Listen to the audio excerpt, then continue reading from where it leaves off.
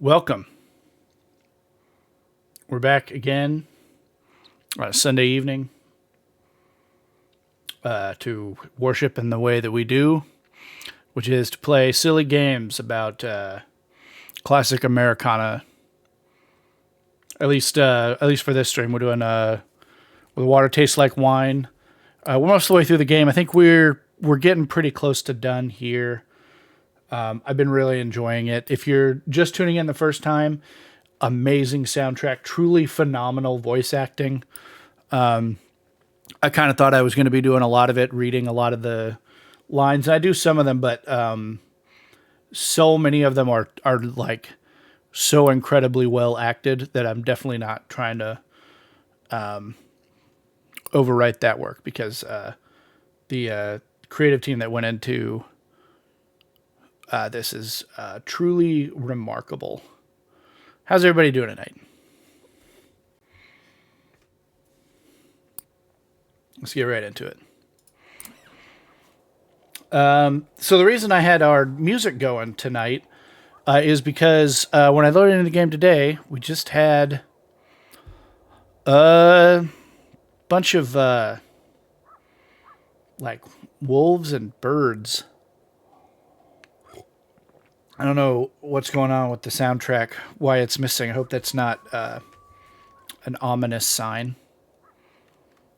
Can everybody hear that? Do we have any game sounds at all? Let's try to fix that. I think we don't have game sounds. There we go.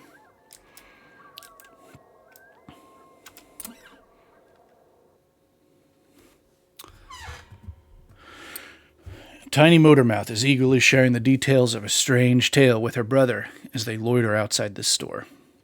The boy listens raptly, eyes growing larger, mouth hanging open like a fish. She's telling him about the boy who lives wild in the woods with these bones of his father. You try to hide your surprise. It's the story of the boy whose shiftless father left him alone in the woods. The version the girl must have heard is embellished, to say the least, but hey, it's a good story.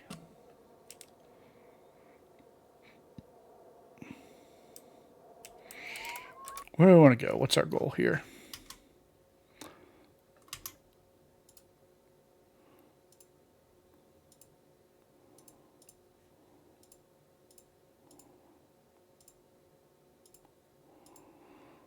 Let's look at our unseen stories here.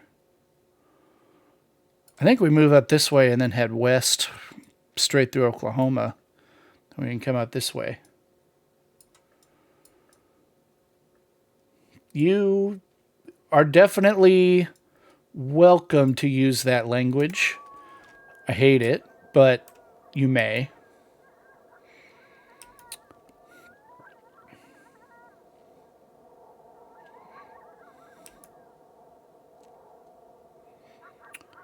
This is stark. The lack of music.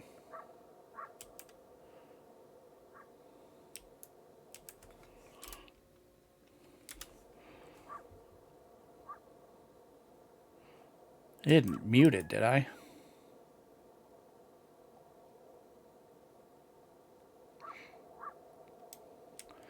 Can you guys hear like the chirps and the dog barks and stuff, or is it totally silent?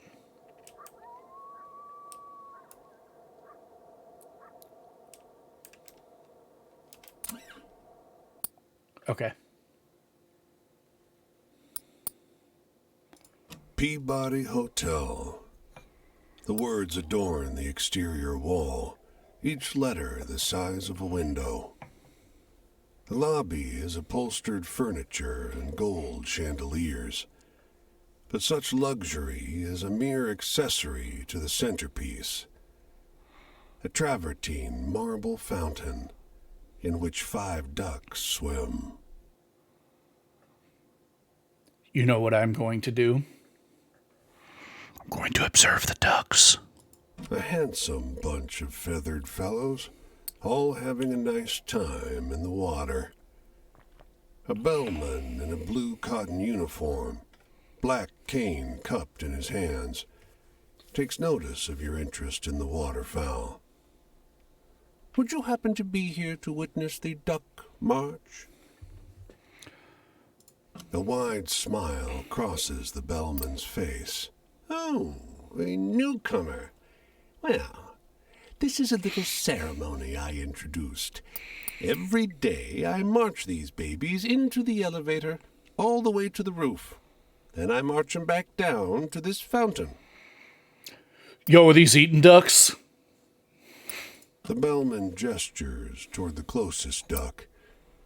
You notice now, the ducks have had their flight feathers trimmed, though their beauty remains intact. Now, don't look so concerned. I spoil them rotten. The feathers will grow back.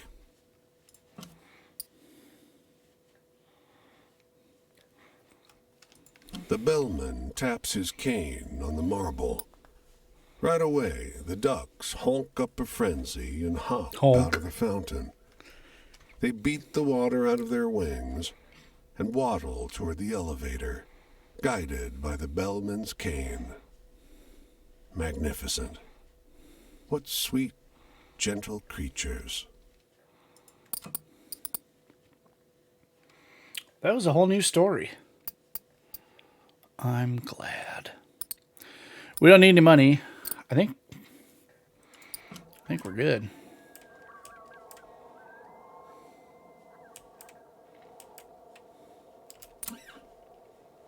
Lost in your own head, you almost walk straight into this woman in your path. Her expression is imperious. She clasps a large toddler in her arms. He's the one who speaks first. This is a toll road, stranger, he says, voice thuggish beyond his years.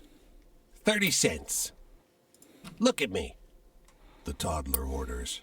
Look at me. You're dealing with me. The woman, through her silence, suggests assent. Dismissively, you toss some coins at the ground. The toddler, wide-eyed, leaps from his mother's arms after his loot. Raymond, no! She shrieks.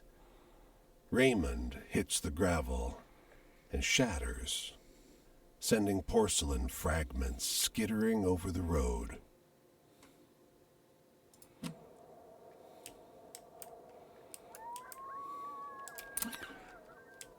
Looking forward to seeing how that story evolves.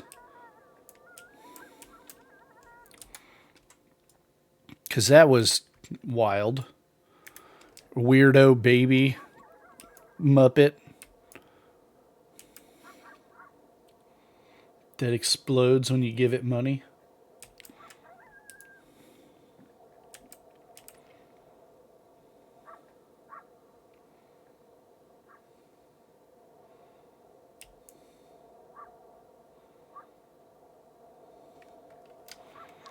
Why are we so slow?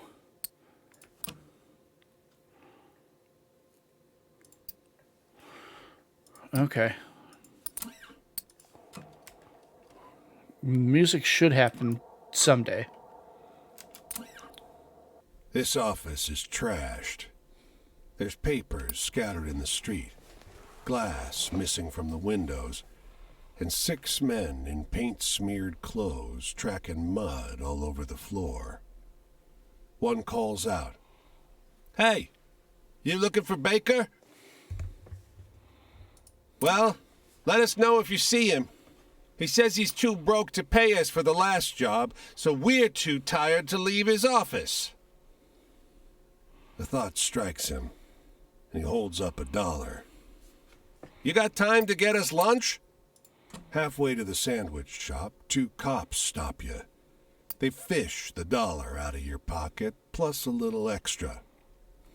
"We're doing you a favor," one laughs. "Keep out of this. Those wise asses don't need lunch. We got guys coming to pick them up."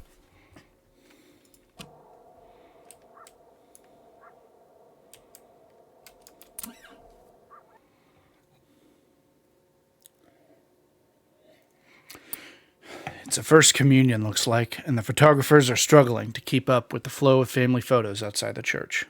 "Can you write?" they demand. For hours, you scribble names, take notes, keep the line orderly. For an afternoon's work, it pays very well. Yeah, if the cops were doing their job, the most they would have been doing is intervening to pick those guys up if they were doing something illegal. If they were doing us a favor, they'd have let us keep the $1, not take more.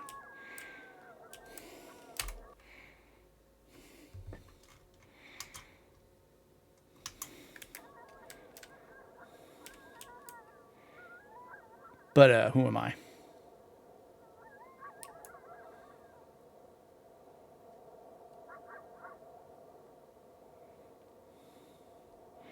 Luckily, I was able to make that money right back.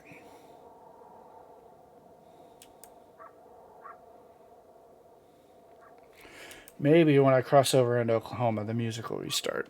I sure hope so. I miss it.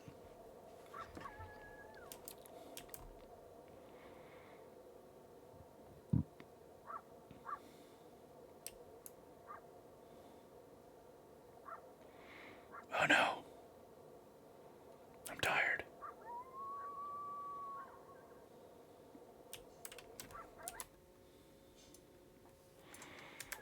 Gonna have to cross the river. Ah, there we go.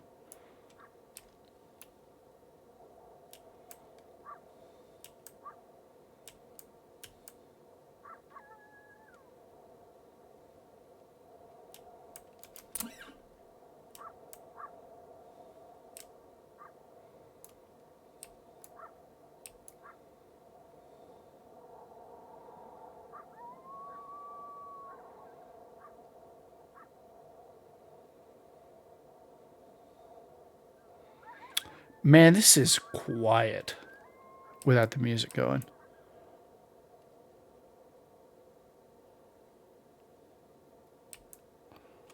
I'm fixing to restart the game, see if that fixes it. I'll do this campfire.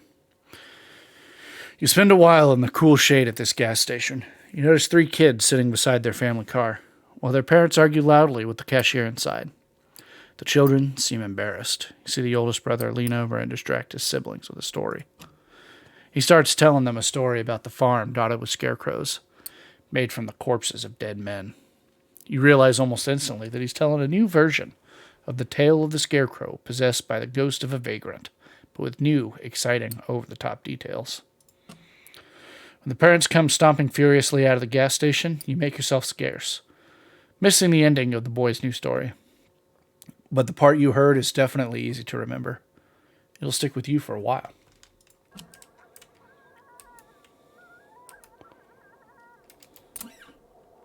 The Twisters touch down in a cornfield, fence posts flying in its wake. I know this story. A huge black stallion charges toward the tornado. On its back, a cowboy whips his lasso through the churning air, nearly matching the Twister's speed. His wild laughter carries on the wind. God damn it, Bill! Another man hollers, clapping his hands to his hat to keep it from flying off. Quit being a damn fool! The man on the horse turns toward him and flashes a beatific grin before digging his heels harder into the horse's flanks. His Stetson goes flying, caught by a gust. He doesn't seem to notice. He barks a single yee-haw as he stands in the stirrups, leaning into the whirlwind. In a moment, man and beast are enveloped in the storm. All you can hear is Bill's wild laughter.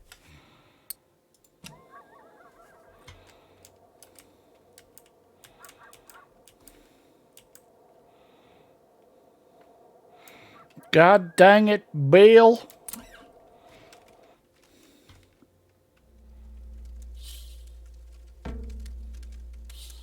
Bienvenidos. Come, sit with me. Sit with una vieja curandera. It is safe conmigo. Few brujas would dare attack una curandera. There are some of these witches, though they are strong enough to contend with una curandera, or foolish enough to try. I work mainly with las curaciones por la gente, pero I have more than un poquito de práctica with fending off the curses of las brujas. It is not for una curandera to take una vida, but I am not afraid to hobble las brujas. But now, do you have a story about hope? About happiness and the goodness in the world? Fuzzy, that emote looks like the part of the Activision logo. A hopeful story.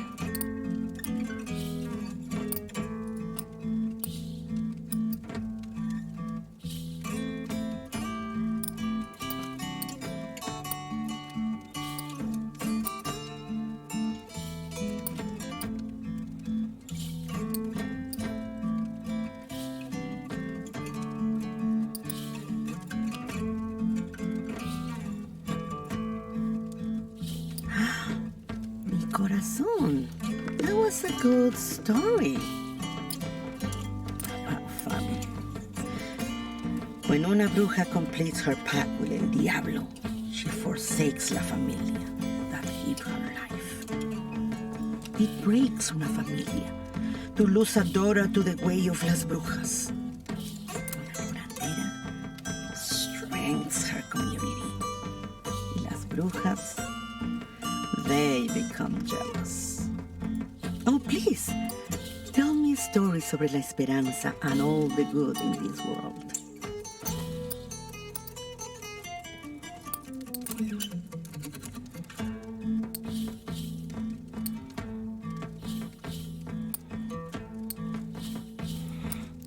hopeful story.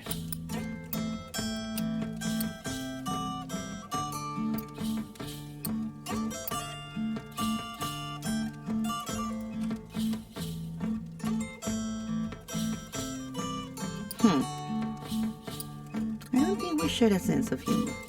Joy, todos los bebés that I have pulled into this world have been a cause of great celebración. Es malo to shame una mamá for her pregnancy.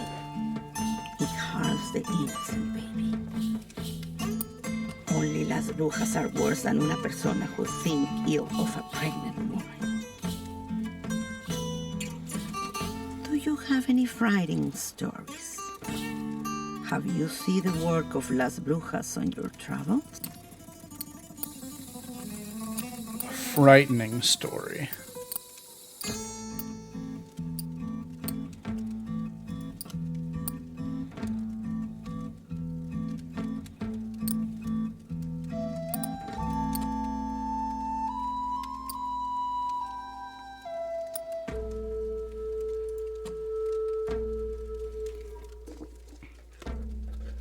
No lo sé. This kind of things sound awful to me. You wanted...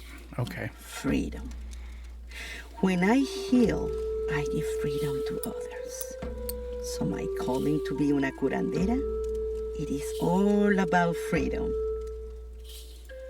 There is una distinción muy importante between una bruja y una curandera. Both have the talent. A little different each, but it can be trained towards a way of life. Las brujas choose to hurt, and las curanderas choose to heal. Oh, please, tell me stories sobre la esperanza and all the good in this world.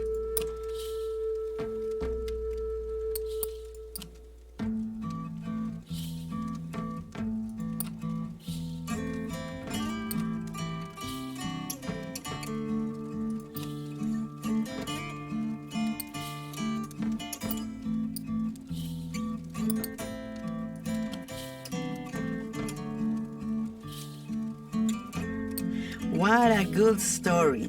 Esperanza. It is the most important, I think. Our wishes come true. Sometimes what we want is not what we need. In my darkest thoughts, lo admito, I hope to end la bruja that cursed el talento from my daughter. But that's not the way una curandera. I search for someone to pass on the art of la curación. On my travels, without mis hijas y mis nietos, I have no one to tell me jokes. Come on, make me laugh.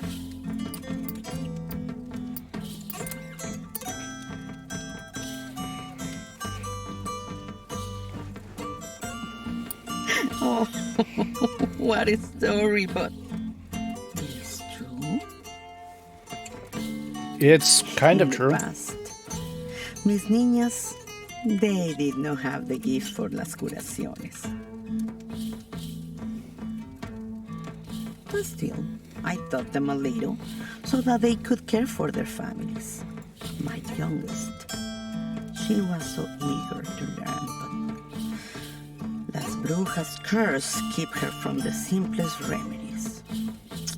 Pobrecita de mi niña.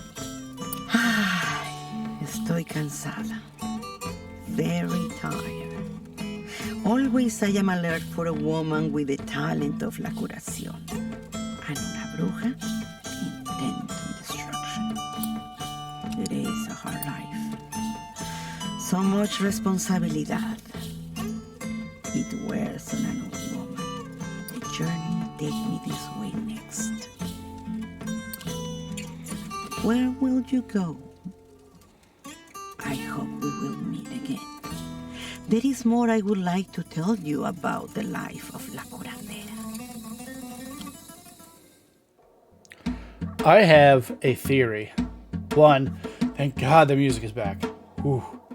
So, you know how we see as we get to the third chapter with each of these people, we start to see like their, I don't know if it's their inner self or a representation of what's haunting them in their little avatar.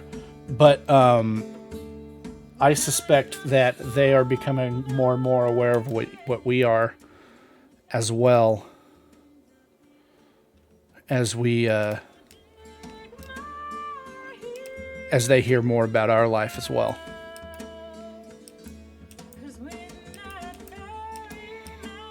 A lot of these people seem to have kind of a mystical quality about them. They're definitely road-wise. Every one of them.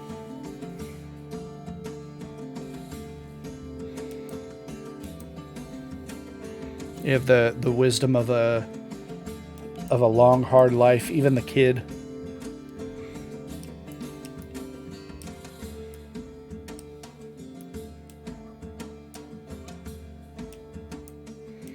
I wonder if we have all met the Wolfman.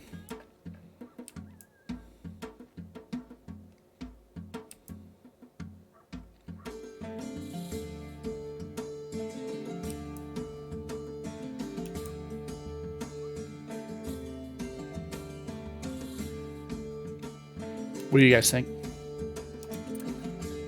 She waits by the ruined mill, in an overcoat 2 sizes too big.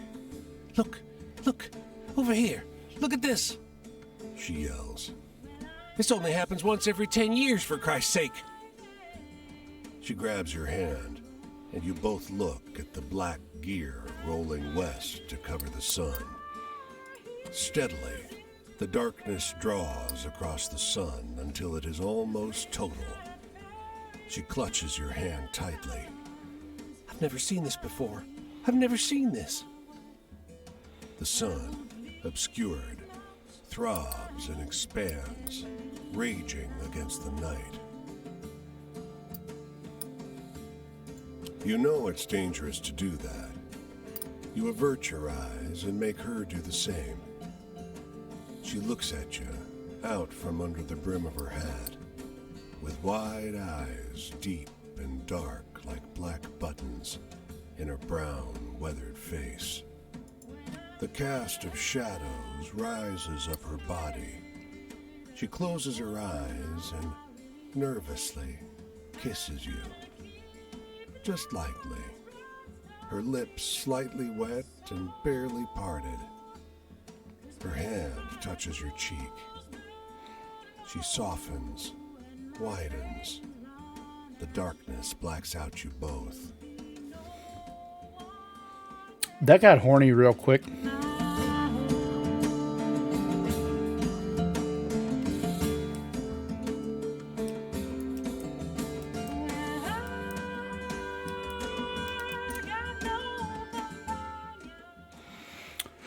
Here's the soup line again. What story is getting mutated this time? After a while, the topic drifts into a strange place, and she starts telling you about the secret bus route which ferries mythic creatures across America.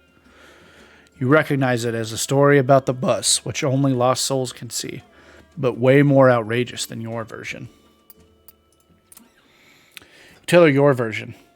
Well, that's not as exciting, she says diplomatically.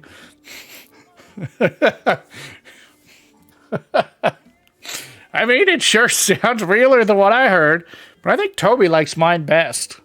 She bounces her child encouragingly on her hip, but Toby's too hungry to smile.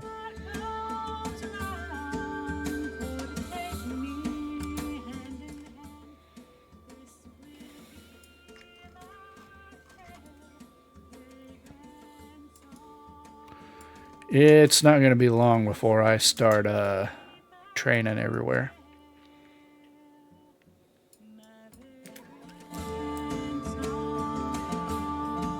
Fuzzy, I'm not familiar with Hadestown.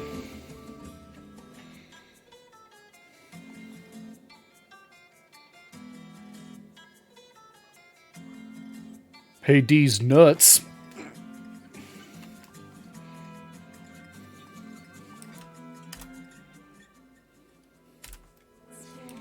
I'm only a little sorry about that.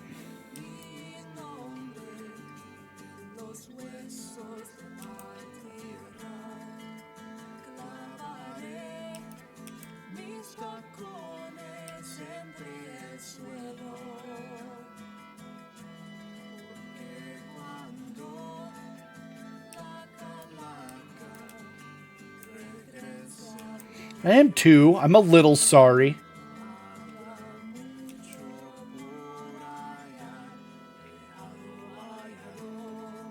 Don't tell me who I am. I'll tell you who I am. We've already explored. I'm gonna try to earn some money though.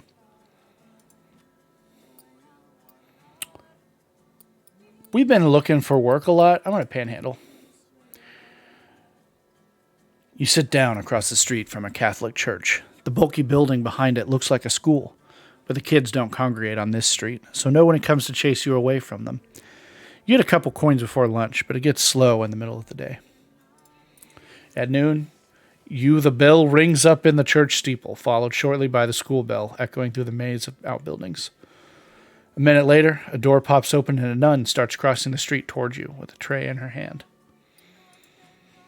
Smiling broadly, she says something kindly in a language you don't recognize and lays the tray on the street. It's school food. Bad school food. Damn sandwich with a single slice of cheese, withered apple, bowl of grayish chicken soup. A glass of apple juice seems good as any, though.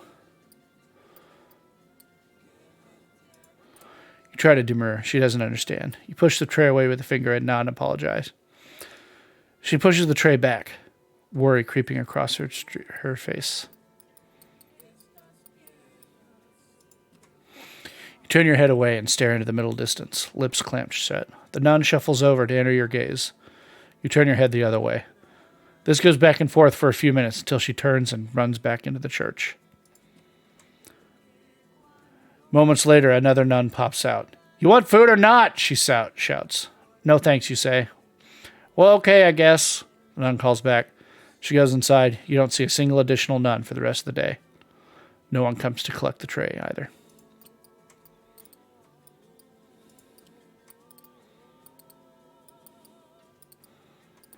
Oh, you get rest when you stay at a campfire, I think.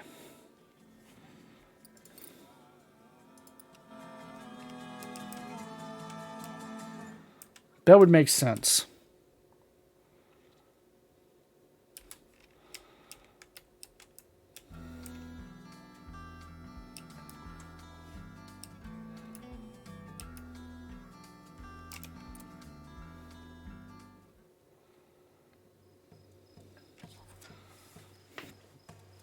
It started around the time we would harvest corn. During this season, the Army of the United States of America raided our lands, burned our homes and crops, and killed off our livestock. The Army told my parents that those who did not surrender would be killed or face death in the harsh winter weather, and so my parents surrendered. Thankfully, I was a strong young girl when we were forced to walk over 300 miles to Huilde, or Bosque Redondo, New Mexico territory. I witnessed the death of many of our people, from the wise and caring elderly to the beautiful pregnant women to young babes who were shown no mercy by the U.S. Army. Chickas, my friend, can you tell me a story that looks to the future with hope?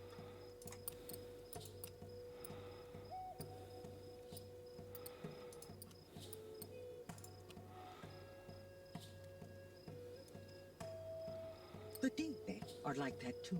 Strong in the face of adversity. That story brings me hope. The past? Ha!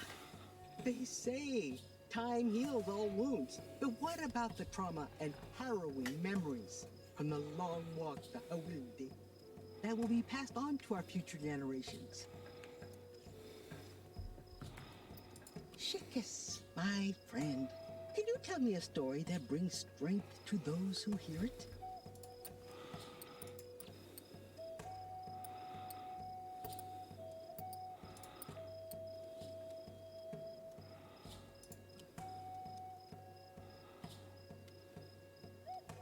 That was a good story.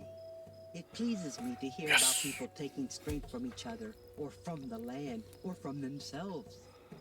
Our family.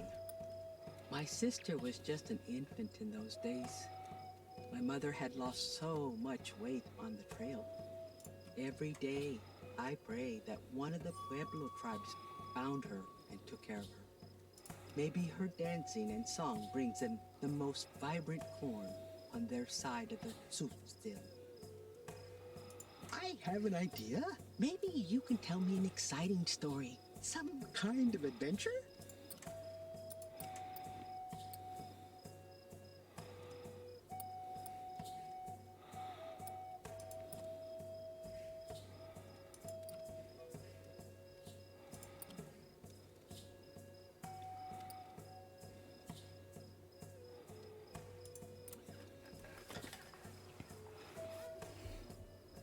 You have seen interesting things, Shikis, my friend, and you speak about them very well. Our home. We were so far displaced from the four sacred mountains. The landscape changed. There was no canyon. The crops did not grow in abundance. And the ancestors became a whisper that rode on the breeze when the wind came in from the west. Since that day we stepped foot on Hawildi, we were being beckoned home. Shikis, my friend, can you tell me a story that looks to the future with hope? I might be running out of hope stories. I do have a bunch of wild cards, though.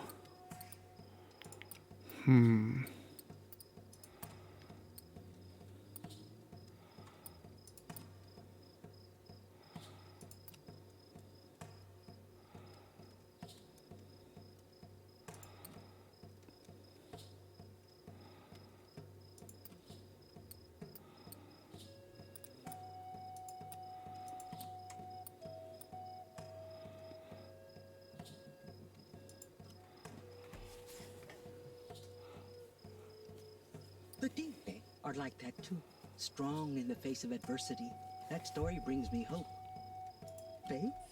If it wasn't for the medicine on this earth, our traditional language, and all the prayers and stories the elders passed on to us, we might have perished.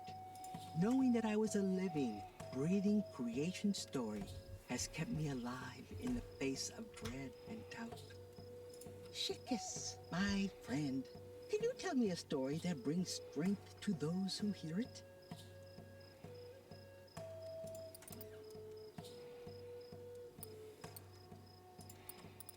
More hope. I mean, the bear that eats the rich is a hopeful story, right? Right?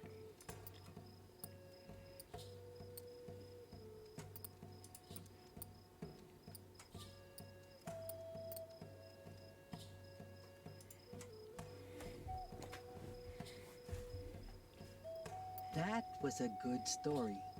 It pleases me to hear about people take the future they see. Someone told me that the Bilaganas believe in a story that foretells the end of the world. I remember thinking, what kind of sickness or witchcraft would bring about such a story?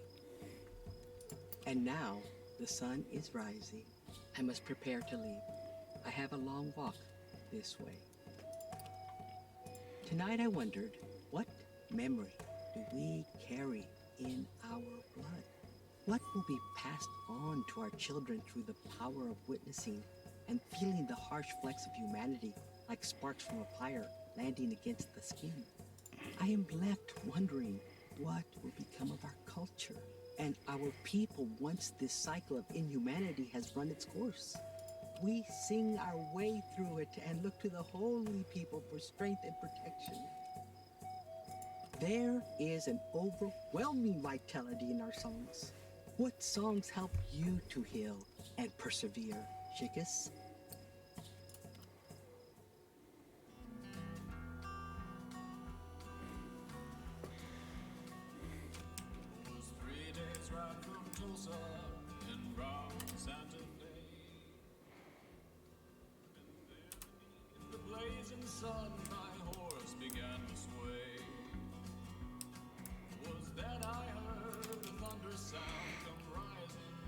So I'm going to head over here and pick up this story, and I'm going to go northwest.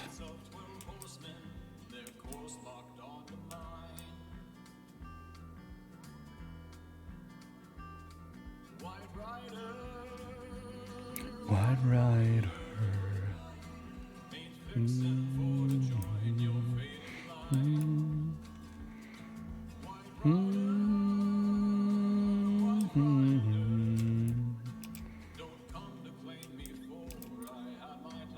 They sheepishly, how else, Ha!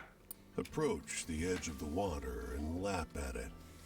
A moving cloud stalking the plain on stocky legs. It's a huge flock, and for a long time you see no shepherd, until a figure on a horse crests over a ridge in the hilly terrain. He rides a white horse. No, a pale horse. No, actually, a horse the sickly green color of an ashen corpse. And he's a gaunt figure clothed in a ragged cloak. But in spite of that, he seems in good spirits. Aren't they beautiful? My flock, bigger than it has been in centuries. He stalks through the mass of beasts, their soft bodies instinctively giving way to the spindly legs of his mount. Oh, there it goes. He points with one emaciated toe at a black ram moving through the flock. The soul of an evil man. I don't like a bony, pale rider pointing with his toes. One of the worst. It looks pretty harmless. But then again, you suppose we're all pretty harmless in death. A Spanish fascist. He planned on fleeing to America should the war not turn out his way. His side might win the war yet, but a Lincoln Battalion bullet caught up with him first. He cracks a sardonic grin that makes you queasy. I thought I'd take the flock to graze here, so he could see the land that loaded the gun.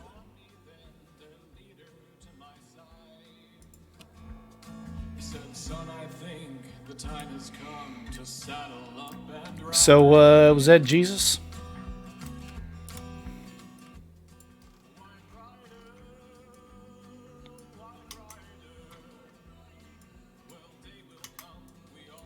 I'm going to head up northeast and grab this story and then follow the road. White Rider, they come to claim me now. I had my time. Yeah, it showed up right after the first campfire.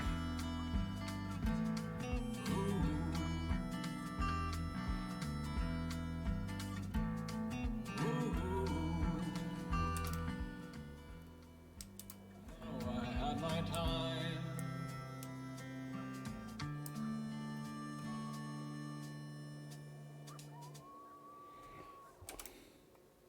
Nope, I'm going to pass that. The map isn't 1-to-1, I'm noticing.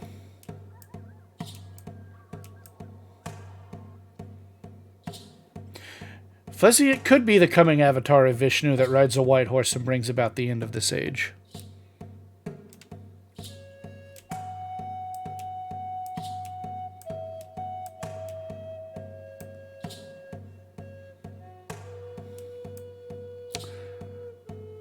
But I think that's unlikely because how does a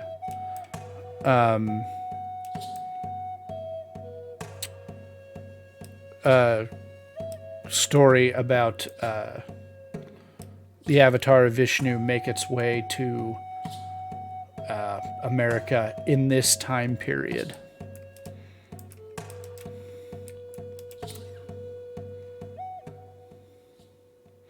Need some cash? A man asks. He just moved in down the street. Needs help carrying boxes from the curb into the house. Threw my back out this morning, he sighs. Lift with your legs, that's my tip.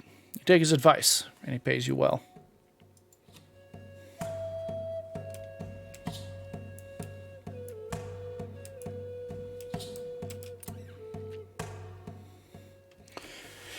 This kindly old man sharing the shade under the bridge with you tells a few rambling stories. Some true seeming, some conspicuously less so. All true, he assures you. There's history in this place, going all the way back to Indian times. Strange stuff happens around here. Can't all be true. Sure it is, he scoffs. Scoff! And then, as if to prove himself right, he launches into a story about the man who sought to eradicate every trace of his dead enemy, even his horse. And this one, you know, it's the story of the man hunting his dead enemy's horse, but wilder and stranger than you remember. I know that one. See then, the old man laughs, so I ain't pulling your leg. It's all true. It's all true. All of it.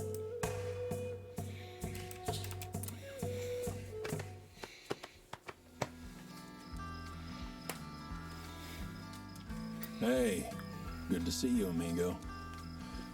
Seems like the desert didn't swallow you up after all. This place is changing.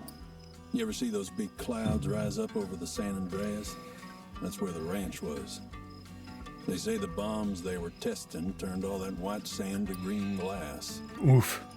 Feels like everyone's trying to take their own piece of the frontier and use it for God knows what.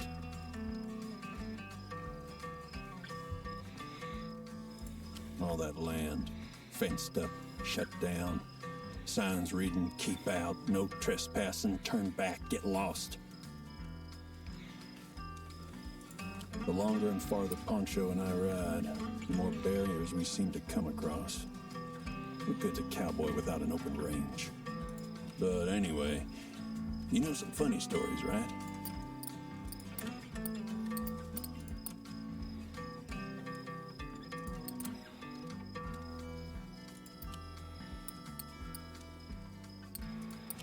Funny stories.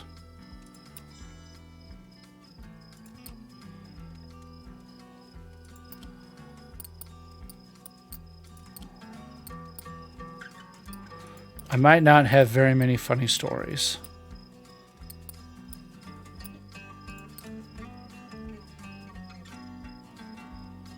Is this funny?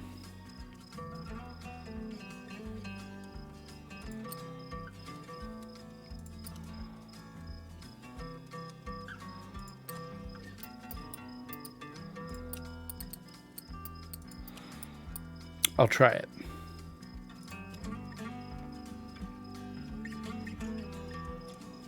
Oh, come on. I can tell that's a tall tale. Traps? Well, a man can be locked up by the law, but also by himself. Longer I stay in one place, the more I feel like I'm doing myself an unkindness. So, you know any good jokes?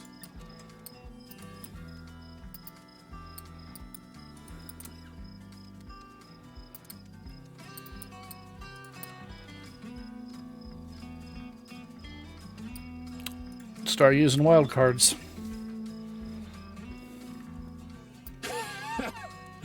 You're funny as hell, you know that? The future ain't looking good. The way that war ended, those bombs, it don't sit right with me. Bad winds blow from White Sands. You can feel it in the air coming out over the San Andreas. But anyway, amigo, what's the most exciting thing you've seen out here on the road?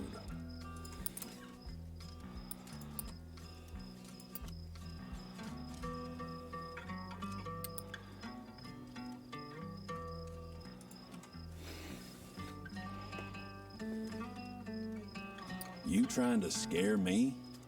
That weak stuff ain't putting a drop of sweat on me. The past, it wasn't so bad. Back on the ranch, it was hard work, day in and day out. But I took for granted what it meant to have steady pay and folks who gave a damn about my well-being. Nowadays, my work and my well-being are on my own shoulders. I'll bet you've seen some really wild, exciting stuff out there, though. Tell me about it.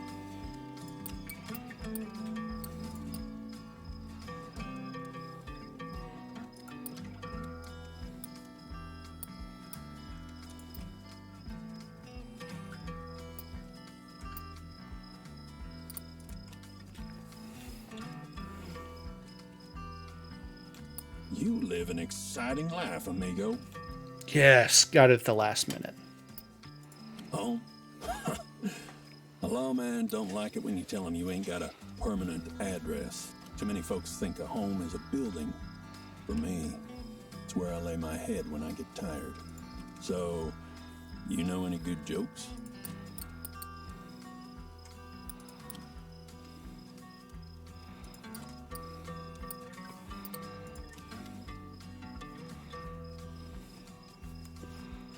Oh, that's a good one. I'm gonna tell that one next time I share a campfire. Joy, you ever get to see a desert rain? No matter where you are, everything from the cacti to the coyotes, I swear you can see them all dancing for joy. Gonna lose too much water if I keep going on like that. And the sun's rising too. Time to get going. My path takes me this way, out across the desert. I'll see you some other time, amigo.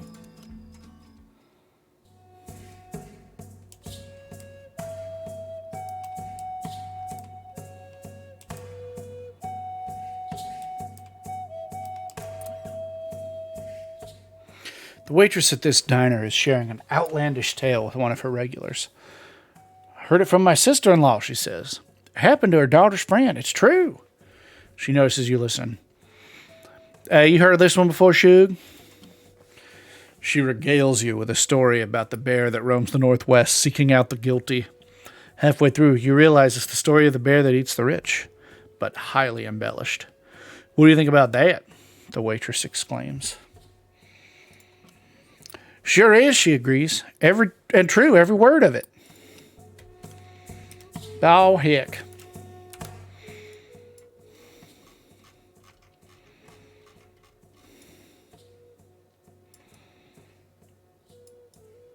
Yeah, we're just going to keep going northwest up here. Swing by here and then...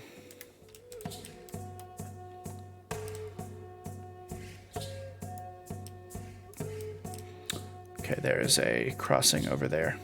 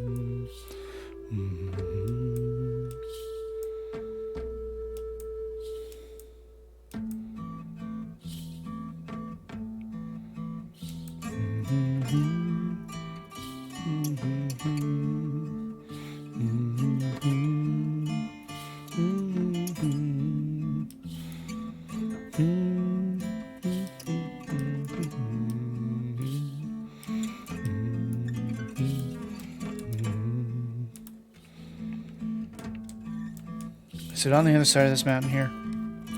Or am I not able to get to it because of the time of day or so? Oh, there it is, right there. I found it.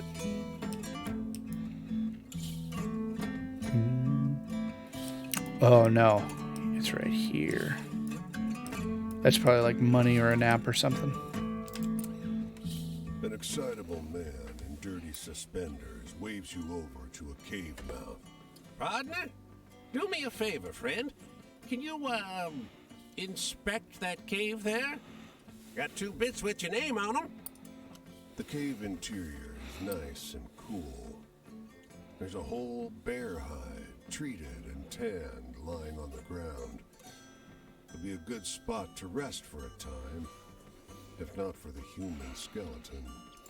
Back of the skull has a hole about the size of a quarter. You find a slip of journal paper inside the mouth. Normal bones, which Floyd the respectable prospector ain't touched nor seen much, merely stumbled upon doing honest business. The man jumps out of his suspenders when he notices your return. Friend! Gave me an awful scare, making me think you got lost in there. Hey, you see those bones? How do you think that fella croaked? The man cups your hands and screams in rapture. My sly friend, you didn't tell me you're a detective. I'd have never deduced that in a million years. Lord in heaven, I'm blessed. Blessed! After he pulls back, you feel something inside your hands. Oh, it's a shiny silver coin. Great. So his name was Floyd. Floyd killed that man, huh?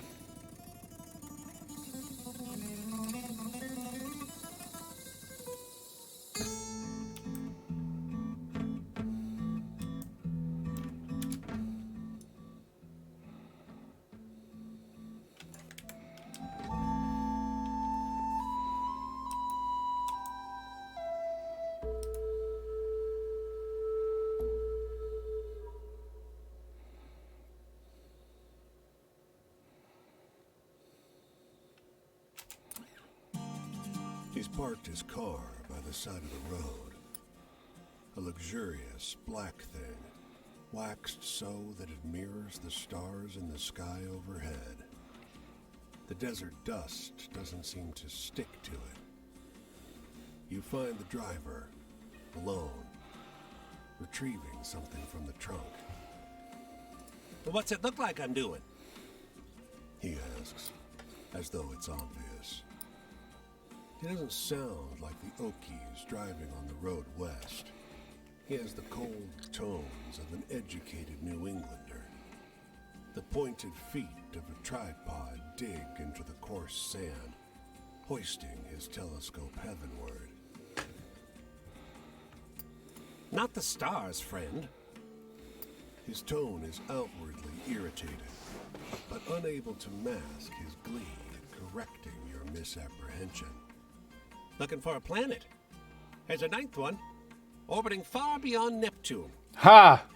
You're wrong. It's not a planet. Nothing yet, but we all know it's out there, waiting for someone to prove it exists. And once you can prove something exists, you get to name it. Can you imagine naming a thing that every generation hence for all time will remember you for?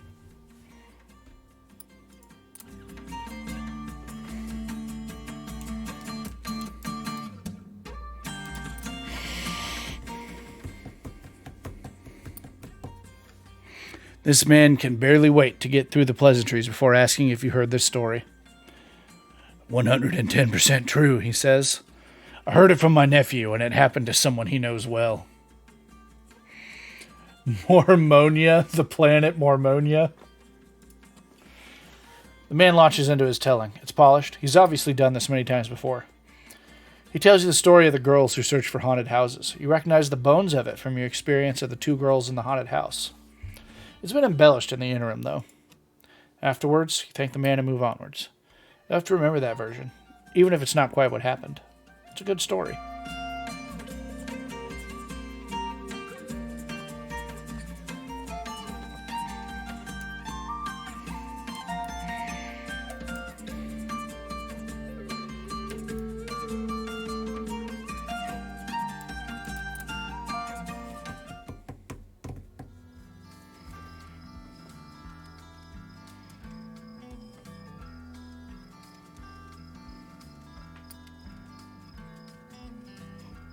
Oh, this man looks very trapped.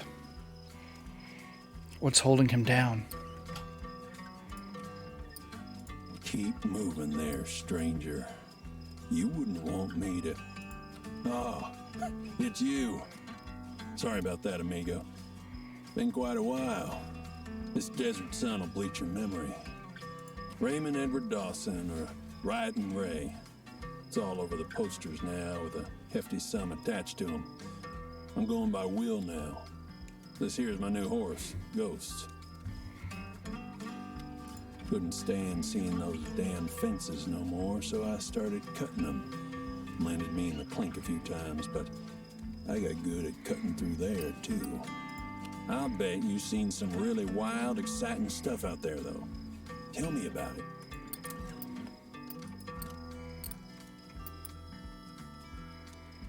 Exciting.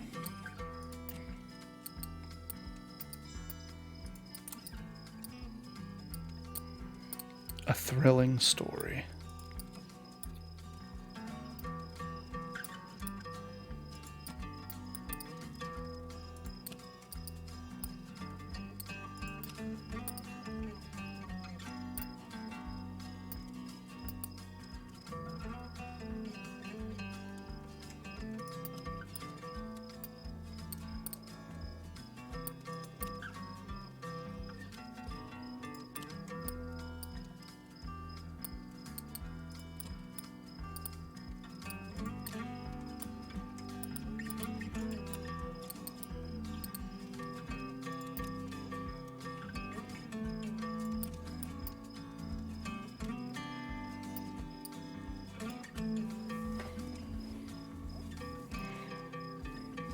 What a story.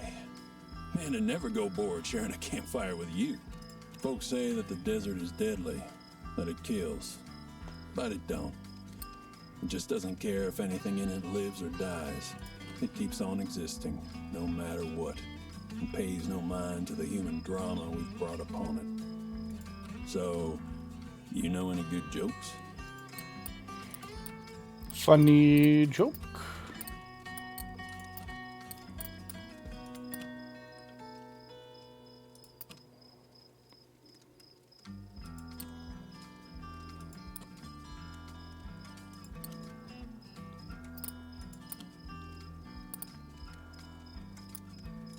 Maybe Casey Jones. It's a wild card. Might have to.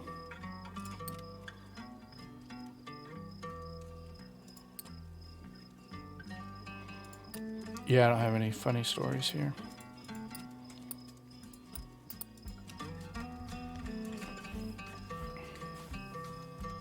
Amigo, that one's gotta be a lie. Don't treat me like I'm stupid, okay? What? Travel? I'll never stop moving now, even if I wanted to. I'll never bind myself to one place, and to hell with anyone who tries to force me to. But anyway, amigo, what's the most exciting thing you've seen out here on the road?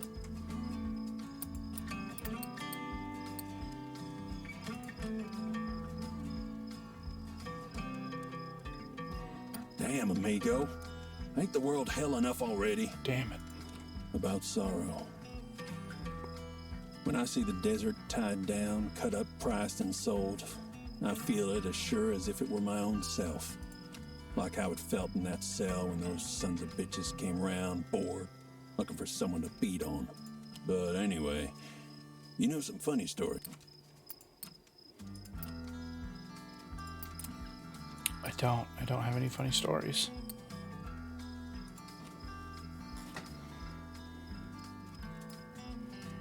Oh, that's a good one.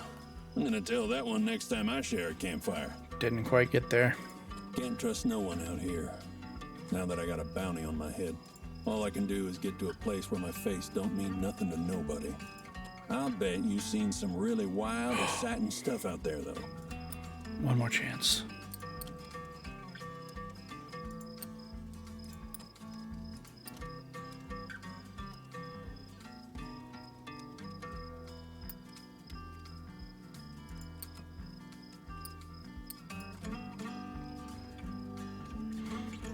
This is my last story with him, so I can use all my wild cards. Exciting life, amigo. The kind of love I have for this place is kind of obsessive. unrequited love. It'll make you selfish, irritable. It'll make you lash out against anyone or anything looking to do it harm. The sun's coming up, amigo. I've got to get going. Take my advice. Keep off the roads. The open country's safest. The desert's harsh, but at least it's fair. Damn, I'm Don't cut overland one this way. short. Usually I don't have anyone I can tell my plans to, but I know you. Well, you understand this country. You've been all over it too. People like us, we're the kind who can't live no other way.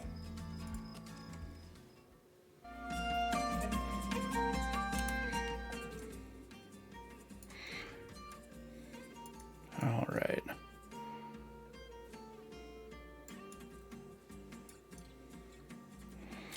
I do want to head up to Idaho.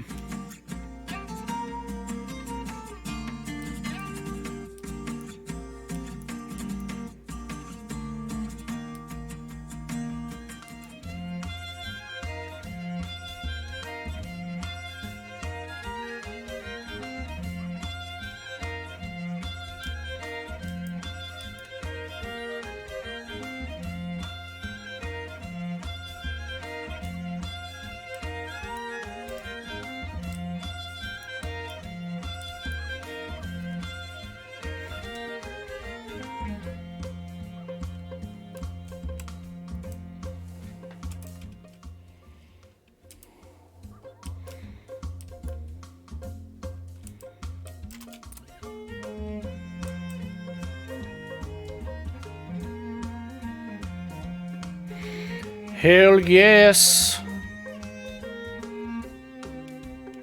Hitchhiking.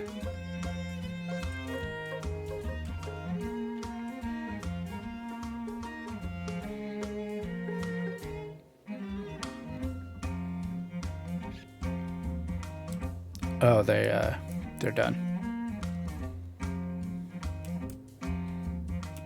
They finished with me. They didn't want me anymore. They didn't want to take me all the way to Boise. They wanted to let me out right before. That makes sense. I get it.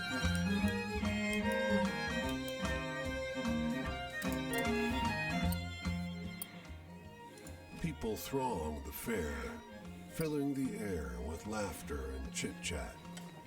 Kids thread and weave through the stalls, laughing, and knots of farmers stand discussing the various animals on show. The cow is resplendent. It seems to glow in the sunshine, a winner's ribbon pinned on its bridle. The women smile when they see you looking. The one holding the bridle waves you over. And she a beaut. First in her category. The woman sat milking chimes in. She deserves it, wouldn't you say? She doesn't wait for an answer. Want to try some? I do want to try some prize-winning cow's milk. You walk over as she dips a cup in the milking bucket. As you get closer, you see the patches on the cow's skin.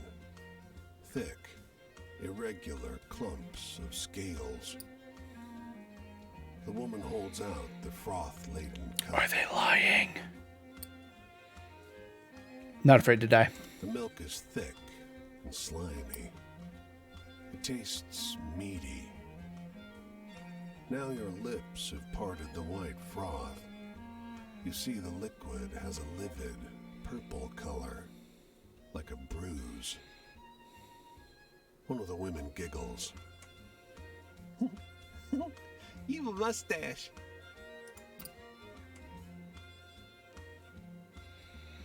Why did that cow win? Guys, why did that cow win?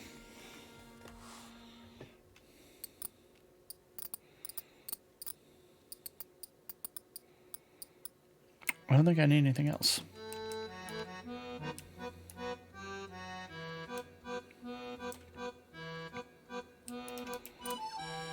There's a commotion outside the post office. The crowd parts, and a middle-aged man comes leaping out onto the curb. My daughter had a baby, He shouts. She had a baby girl. In a fit of frantic excitement, he kicks over the post office box, knocks over a bench, and seizes you at random in a bear hug. Somebody call my wife. He shouts over your shoulder. Tell her we're taking the train to Chicago. Yeah, I'm going to celebrate with The this man. starts to dance. His feet hit the pavement so hard they throw up puffs of shattered stone. Everyone staggers. When he swings around the lamppost, the metal bends like soft clay. The new grandfather grabs the nearest car and, 2 hands overhead, lifts it up and hurls it down the road. My daughter had a baby, he shouts. Everyone runs indoors. The new grandfather seizes your hands and whirls you around so fast that you feel the blood leave your tingling face. I've never been happier in my life, he shouts. But his grip slips. Before you can react, you're tumbling across the roof of the hardware store across the road. The man doesn't seem to have noticed he's lost you. He's spinning so fast you can barely see him. As you climb down into the alley and run for the edge of town, you hear him, thanking God for his answered prayers over the sound of cracking bricks. He's just so happy.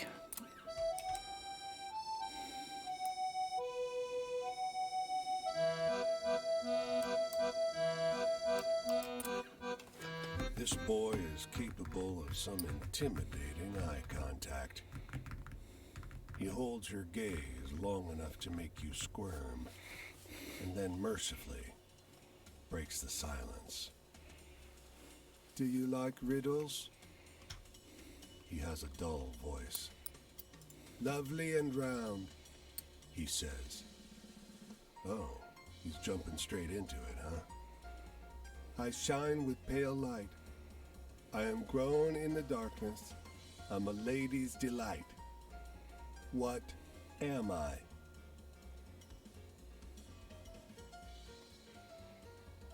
Is it a diamond? Lovely and round doesn't quite fit. The moon. Not really a lady's delight.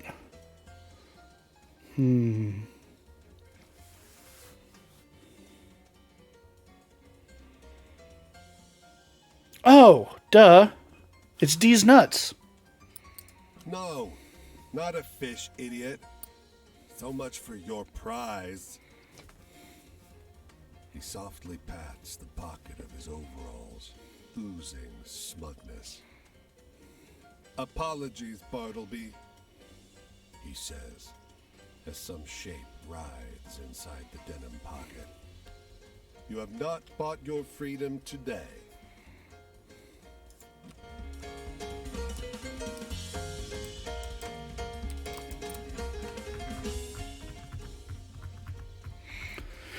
The policeman in the truck on this corner is having a pretty wild argument with someone on the other end of the radio. No, he keeps saying. No way. You listen in as the man on the radio finishes a wild story about the architects who came to blows in Santa Fe. Wait a second. I swear this is what happened, the cop over the radio insists. That's when it clicks. You know the story. It's a stranger version of the feuding architects in Santa Fe, but with some bits left out or replaced. Ain't true, the cop in the truck sighs. If only he knew.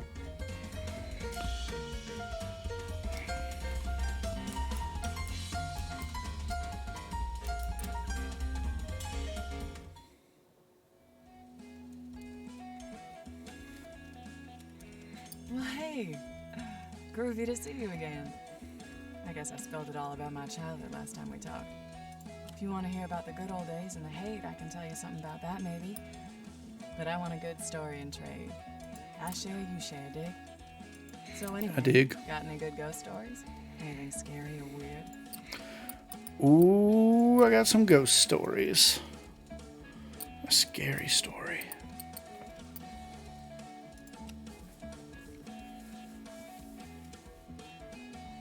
What, do you sit around all day making this crap up? What kind of story is an executed woman ghost wandering around the city? sadness. I wasn't sad so much as, why couldn't you wait a little longer? The wave had come and gone and just left junk tossed up on shore. You know, I'd love to hear a really good, scary story.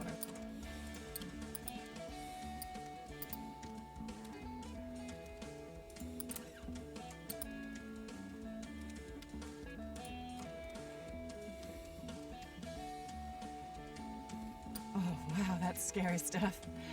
You are really good at telling these. And luck did have everything to do with it, yeah.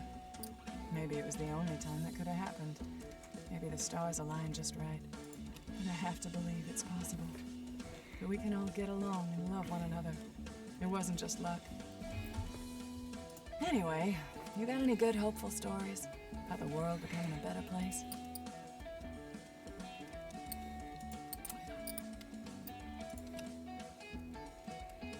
I do. Socialism. Oh, I'll share that one when I get If home. if this hippie didn't like the socialism story, I was gonna riot.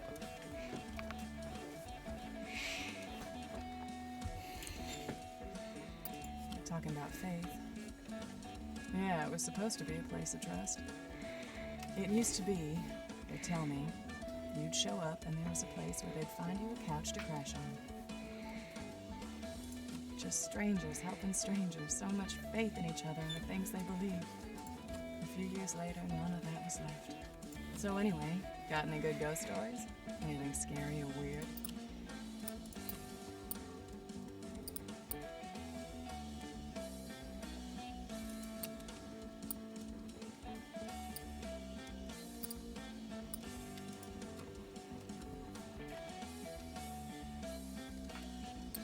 Man, that's really good. Good and scary, I mean. Traps didn't catch me. I dodged the snare of the hard drugs, thank God. Found someone who gave me grass and acid before I found the ones pushing the pills and the needle. Otherwise, maybe I'd still be there, huddled in the doorway. But anyway, let's keep it grooving. Tell me something funny.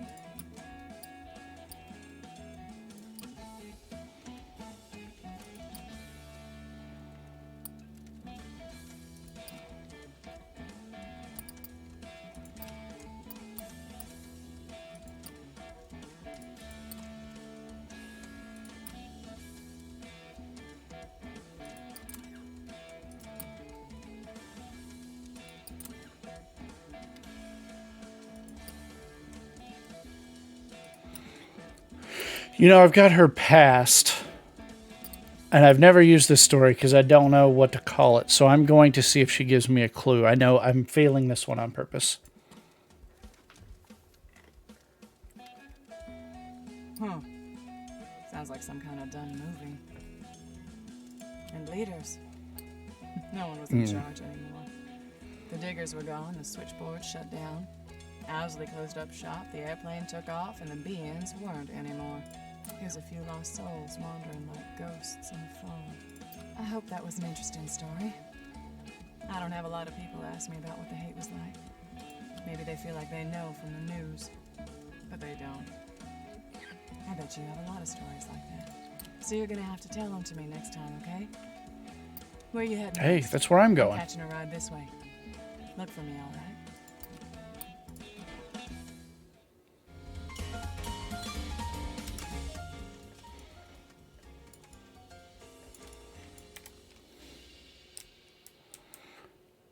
Yeah, that is where I'm going. I'm heading up this way, gonna grab these two stories, then walk over here, and then whoop. Now I might catch a train somewhere. We'll see.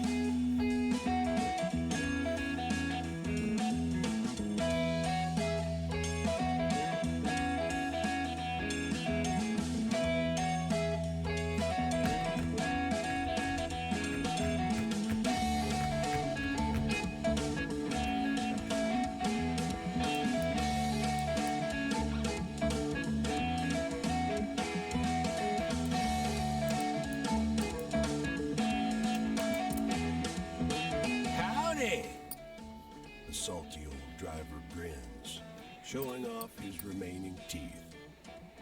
Ever seen a horse before? Liar!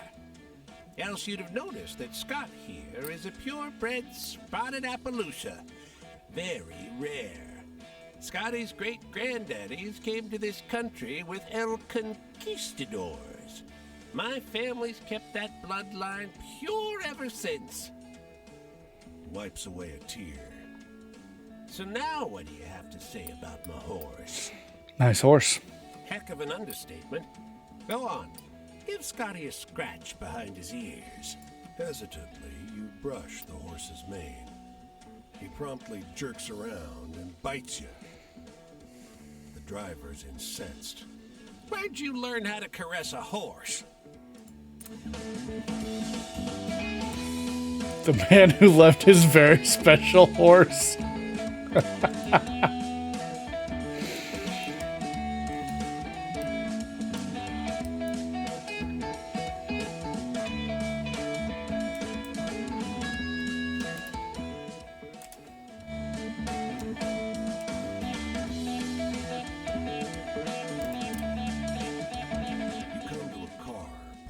Side of the road.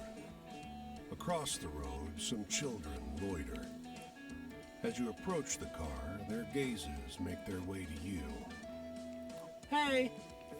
One girl shouts. She waves at you, then points at the car. Don't open the door! I'm gonna look at it though. As you approach, you see a shape stirring inside. A huge black dog panting on the hot seat. Lips pulled back on rows of sharky teeth. Hey! He says, nose pressed against the glass. Hey! You! Let me out of here! I'm gonna let the dog out. No! The kids scream. The dog vaults across the road. As the kids scatter into the woods, it catches one boy by the back of his overalls and gives a mighty shake. But the boy squirts out of his clothes like a ferret and slithers into the grass. Fucking pricks! The dog yells. Assholes! Here's a tip. The dog says. Don't sleep in these woods, okay? He jumps back into the car and goes nosing through the glove box. Oh, they took my money! He shouts. Oh, they took $100! Oh, damn!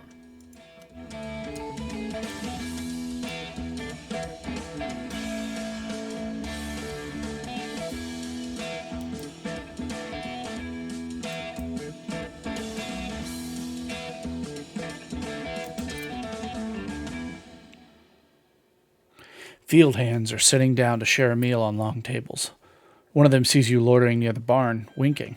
He waves you over. Just nod and smile, he says, and passes you a steaming plate. They'll think you're day labor. Nobody questions you, and the food is delicious. Yeah, I was hoping that would give us a little boost. I've been noticing the little houses with the X's on them give us what we're missing.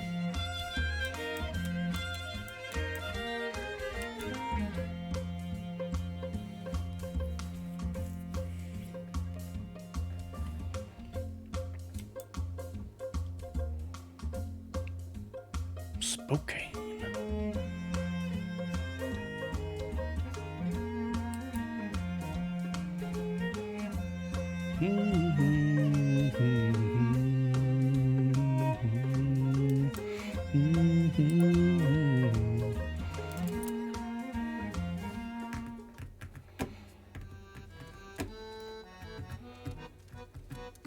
I was still a kid when Dame started turning my head.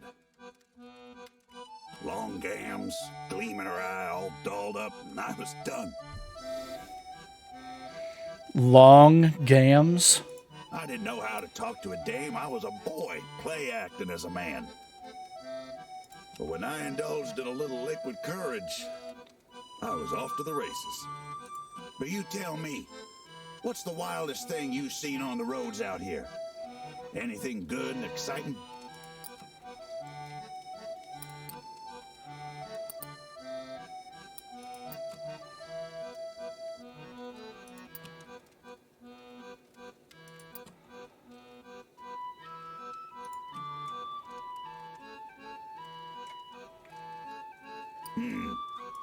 Sounds like one of the bad, soppy ones. A family like that was new to me.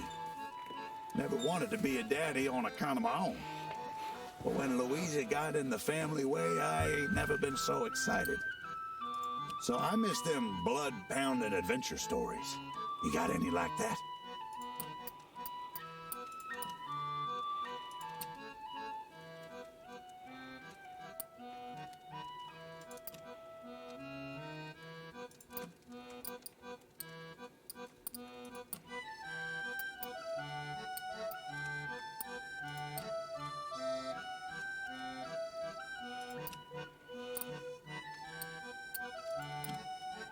Adventure stories.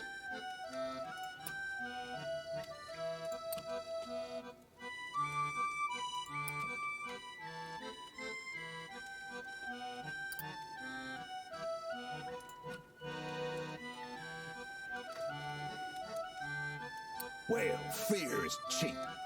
I used to read the scary ones, so I know our fate.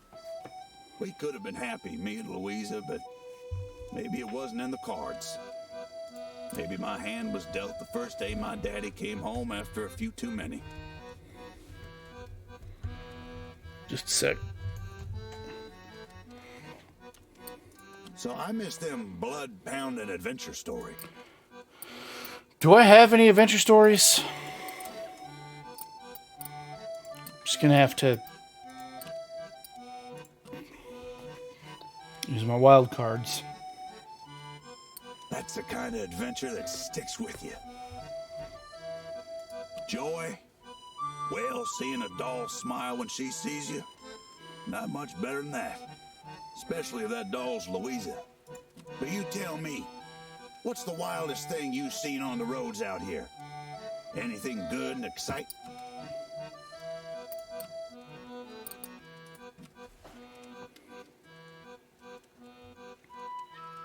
My blood's pumping. That's the kind I used to like as a boy. Travel didn't mean so much to me when I met Louisa. I stopped reading about faraway places I didn't need to. There was a whole world in her eyes. Anyhow, you got any stories that end looking up? I miss those hopeful ones.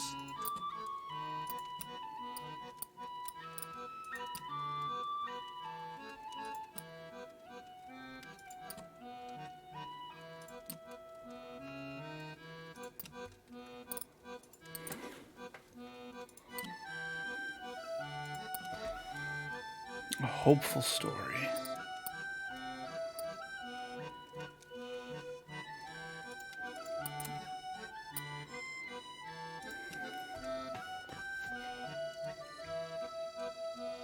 Leaves a warm feeling in your chest, huh? Don't know how me and Louisa came together. We couldn't have known where we'd end up. Guess we had faith.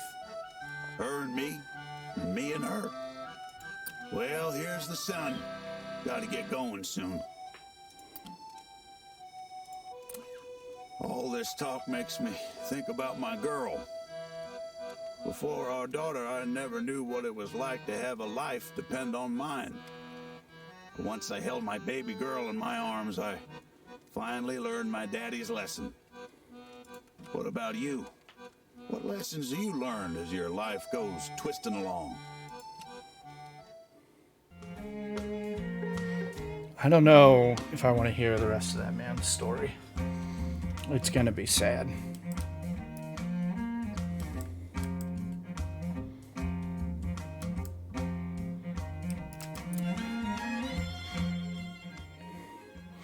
It's break time at this half-finished bridge. The workers are gathered around a young man who sits on a bucket like a king. They listen raptly to his story about the farmers who hid their murdering son from the law. You realize it's the story of the farmers who gave you lemonade, but heavily embellished. The young man on the bucket tells it masterfully, doing all the voices as if he's told it this way 1,000 times before. It's nothing close to what actually happened, but this version is pretty good. You'll have an easy time remembering it.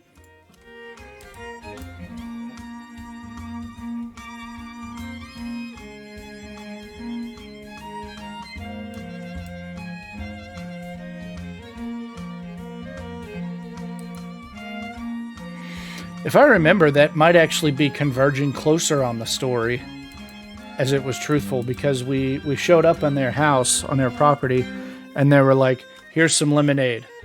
Here's some lemonade. Here's the lemonade. Drink that. Don't look over there. And then we saw like some blood spilling out or something.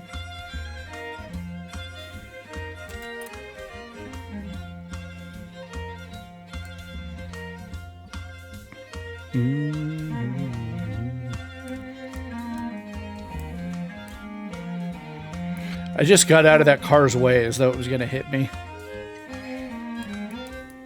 Story over here, then I'll hit the campfire. Are there any other stories up? Nope, just this one. Okay. And I'll catch the railroad. Probably back to the Midwest.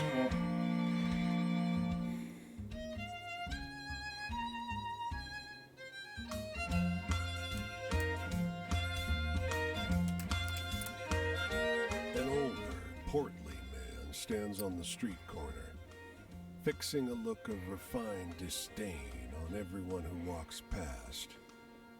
As he catches sight of you, he alights on you with a kind of thrill. You! He calls, pointing. He sidles closer to you. You aren't from around here, huh? You, want to make some cash? A man with that hat and that mustache gets excited to see me and asks me if I want to make some cash. Probably going to turn him down. Holes need to get dug. Fence posts, you know, on my estate. My maintenance man is sick. It's just a quick drive. Great. Good. Not afraid to die, though. This way. He takes you down an alley where a car is parked. A little shabbier than you expected. Up close, he's a lot shabbier too.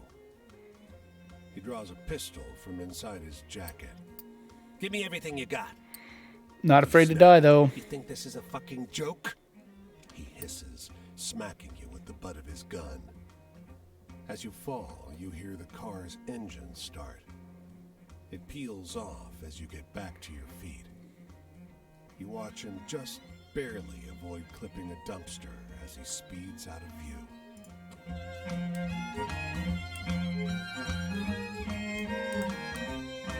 I didn't even take a hurt.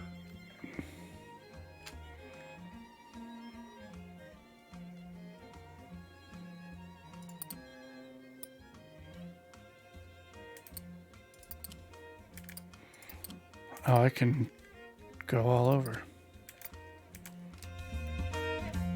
Lots of teleports. Got no companion but the wind and the sea.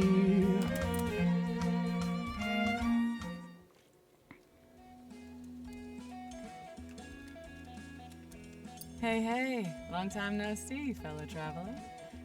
You're lucky. I'm bored and I'm itching for someone to lay a story on me. I told you about hate and how I missed the summer and walked right into the fall, right? You want to hear about following the dead? The Grateful? It was a few years of bliss and acid. Then I found its problems. Anyway, you got any good hopeful stories about the world becoming a better place?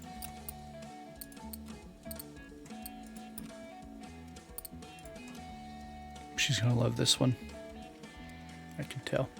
Oh, that's good. I'll share that one when I get back home. The past? Sometimes you drop out of the scene and realize that the street world thought you were the past. That the hippie scene was dead and gone. But while you were there, it was timeless. So, you seen anything really hilarious out here?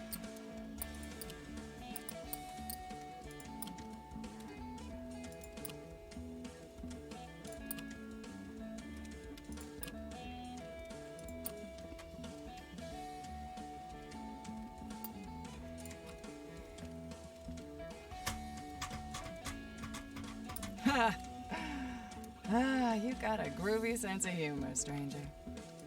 Joy for me. There's nothing like being in the crowd at a show. dancing and spinning and feeling all that energy around you. It's the purest connection I've ever felt, especially if you're all tripping. So, got any good, hopeful stories? Anything about what the world should be?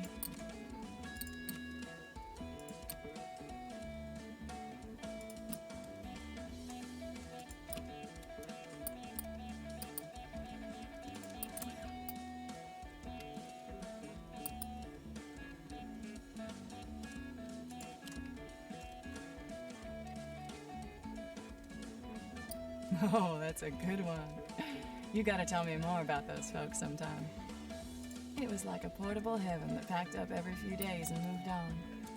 At least at first. Eventually, you have a bad trip.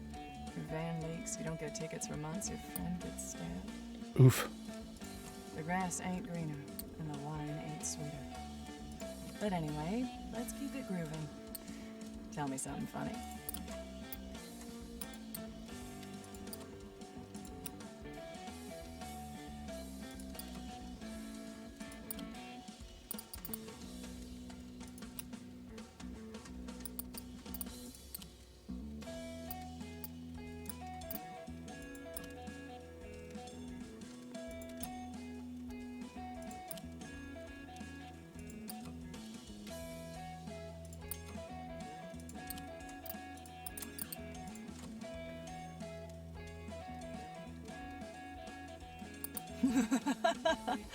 Oh, yeah, that's a good one.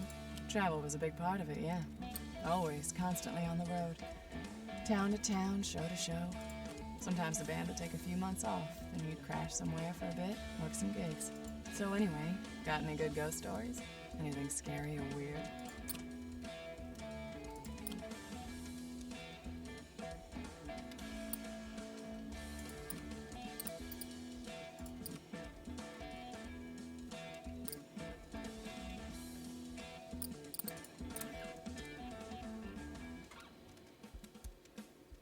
Sounds like we're on different grooves with that joke stuff. Oh.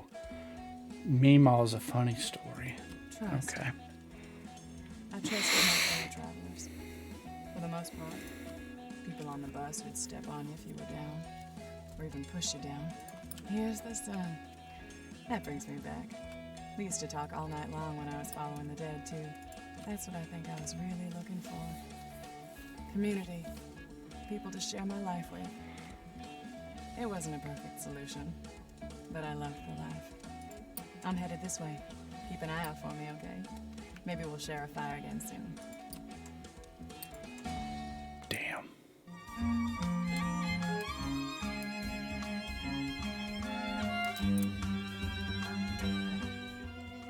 After gossiping for a while about the weather and the crops and the state of the world, all bad and getting worse, he takes a different tack. You look like someone who likes a good story, he wheezes. Try this one on for size. After loudly and repeatedly clearing his throat, he tells you the story of the deer which chose death over enslavement. Sounds a lot like the story of the white deer, but with some parts changed and other parts added. When he grins up at you, at the conclusion of the tale, you give him the effusive praise he's apparently expecting. You'll have to remember that version, even if it's not quite what happened. It's a good story.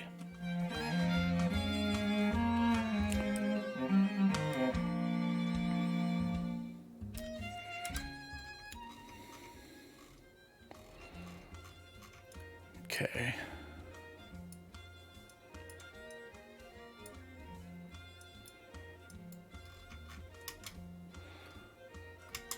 Where do I want to be?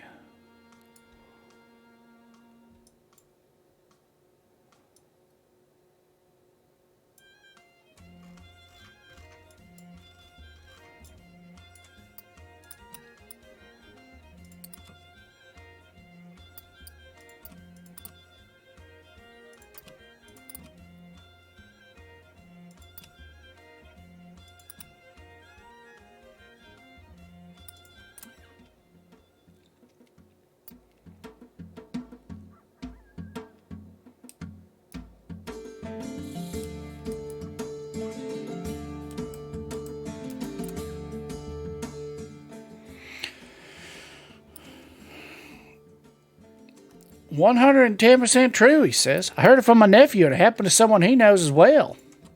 The man launches into his telling. It's polished. He's obviously done this many times before. He tells you the story of the suicide cult of acid heads led by a charismatic man. You recognize the bones of it from your experience of the VW bus, parked and empty. It's been embellished in the interim, though. Afterwards, you thank the man and move onwards. You have to remember that version, even if it's not quite what happened. It's a good story.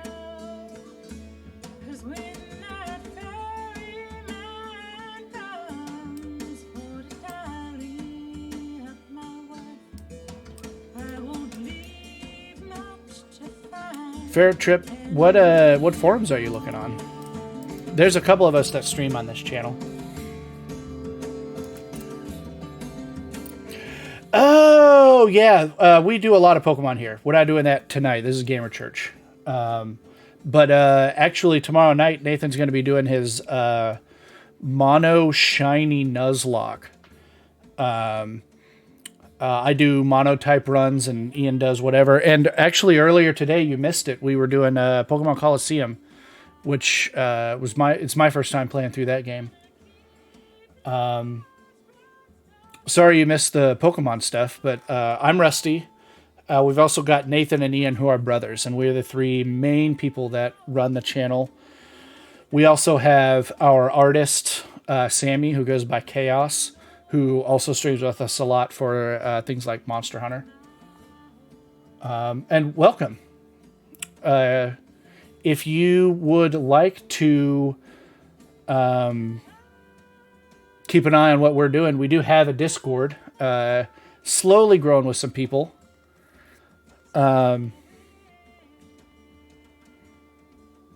If you hit exclamation Discord in the chat, you can find a link to our Discord. Nathan on the forums is iStock Photo, and Ian is probably Pink. And I'm not terribly active on the forums.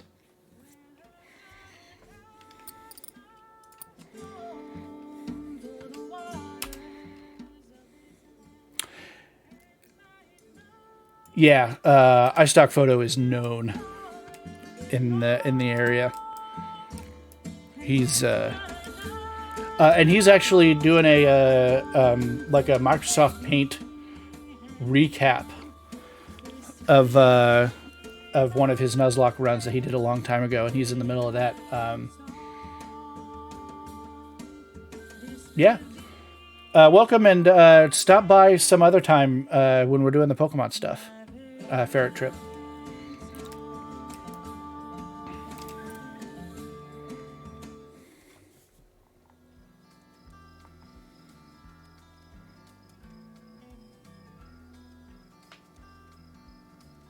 Hey there, amigo. I knew we'd meet again. You and I are both the kind of folks who can't be held in one place. But the law's gonna follow me wherever I go the rest of my days. It's funny to feel free and hunted both at once. I don't want to find a place to settle and rest, but now, on the U.S. side of the border, I can't. Thank you, Fair Trip. I like that. Stay safe, stay strong, and stay soft. You too, buddy. But anyway, amigo, what's the most exciting thing you've seen out here on the road? Exciting. I need an exciting story.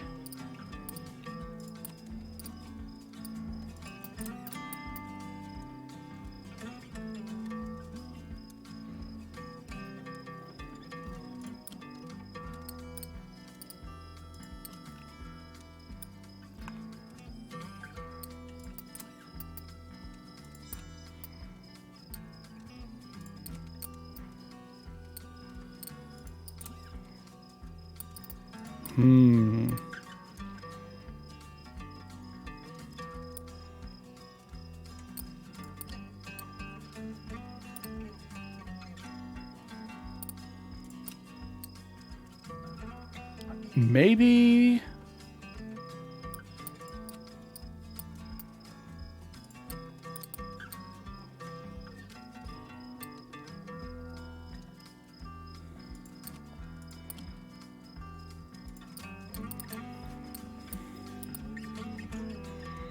Yeah, let's try that one.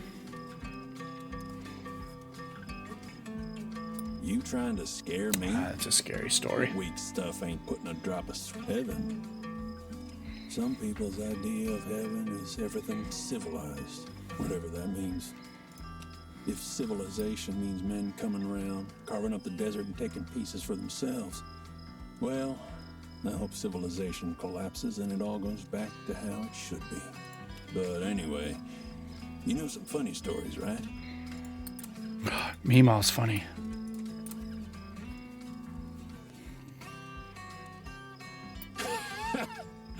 You're funny as hell, you know that? I think we got him.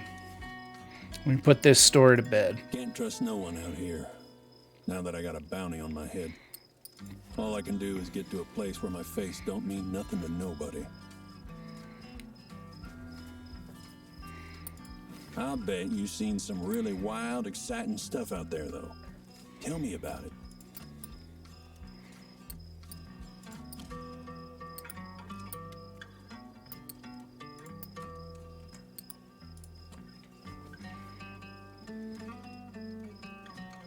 Amigo, who do you think I am? I can tell that tearjerker ain't true. Folks say that the desert is deadly, that it kills. But it don't. It just doesn't care if anything in it lives or dies. It keeps on existing, no matter what, and pays no mind to the human drama we've brought upon it. But anyway, amigo, what's the most exciting thing you've seen out here on the road? Exciting.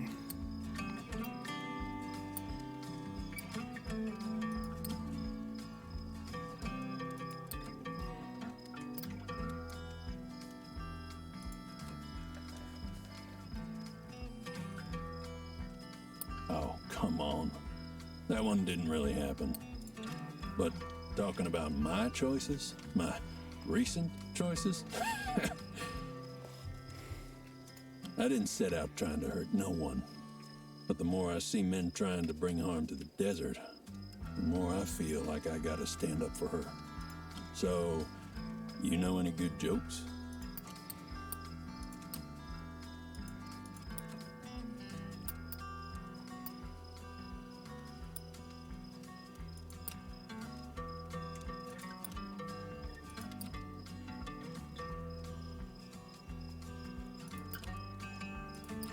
What is this story about the Thunderbird people?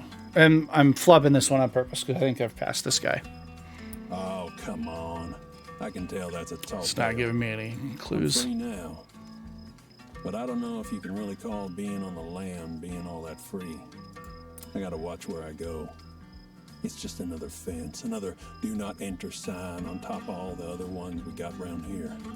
Anyway, I gotta get a move on, amigo. Can't stay in one place too doubt we'll see each other again. But I hope the best for you. Anyway, I gotta get a move on, amigo. Can't stay in one place too long no more. That was an audio bug.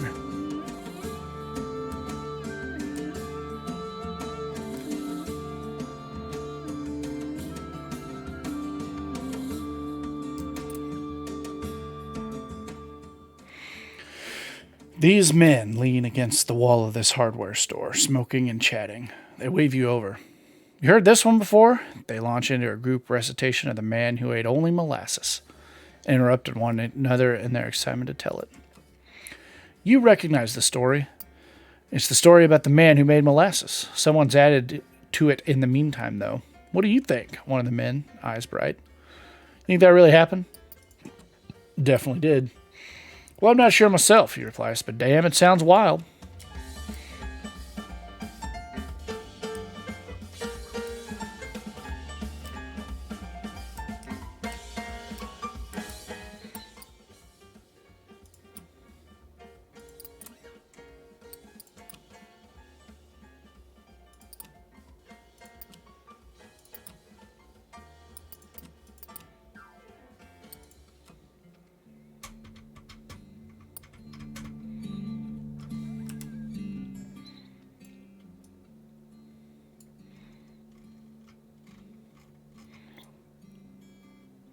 Okay, gonna grab a story here.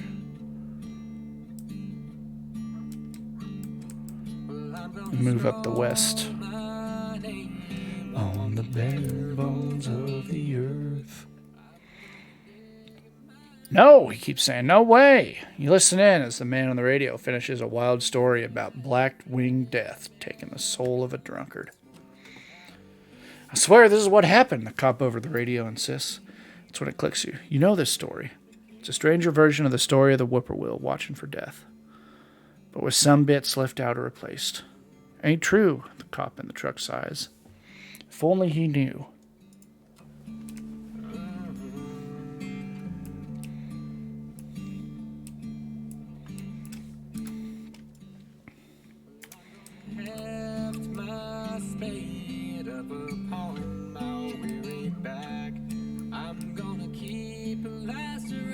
Tucked in my soul, 'cause when my coals burn low and my trains run out of track, won't be no one else to dig my hole.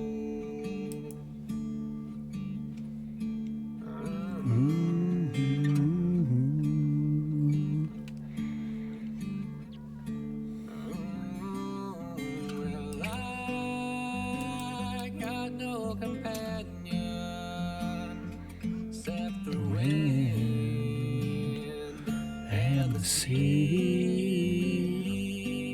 And when I'm cold and empty, they're the ones who'll bury me.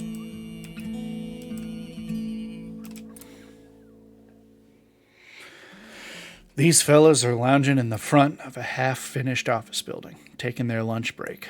Hey, one calls, waving you down. Rick was telling us the story. Listen, okay? You tell us if it's bullshit or not. Rick, a credulous-seeming fellow, starts telling you a story about the farmers who lured travelers to their home with lemonade, then fed them to their cannibal son. You realize it's the story of the farmers who hid their murdering son from the law, but changed in a few major ways, so it's definitely part bullshit, right? But also a little real? It's bullshit. Half the group groans. The man who waved you down claps you on the back and shares a bottle of pop with you. I swear it's true. It happened, Rick protests. Yeah, Rick. You believe everything you hear.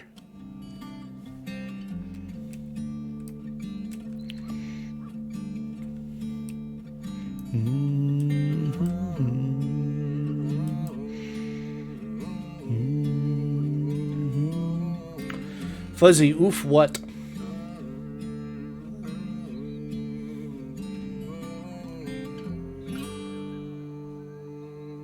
Why oof?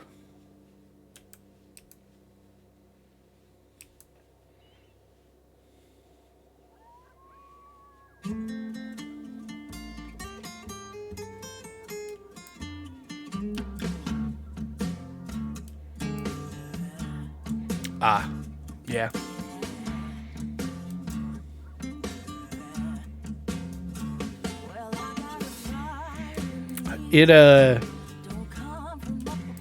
I'm enjoying this so much that I am kind of bummed that I'm only doing the show once a week.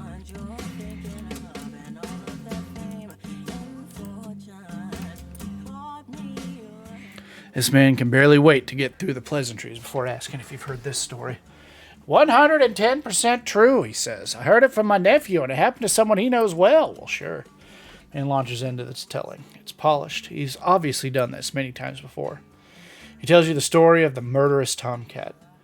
You recognize the bones of it from your experience of the landlady's cat. Been embellished in the interim, though. Afterwards, you thank the man and move onwards. You'll have to remember that version, even if it's not quite what happened. It's a good story.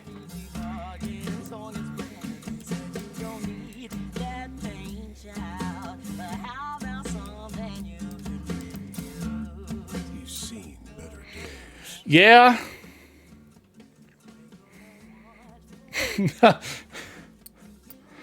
I would say he's seen better days, huh? Look at that. That's a oof. Sheesh.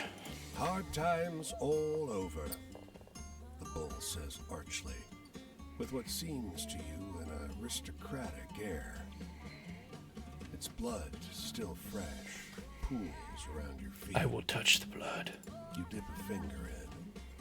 Yes, yes, go on, sighs the bull. Why not? It soaks through your skin as if you were made of tissue. It strikes you all of a sudden. You've never felt this good in your life. Sensing your astonishment, the bull just rolls its eyes. This bull is drugs.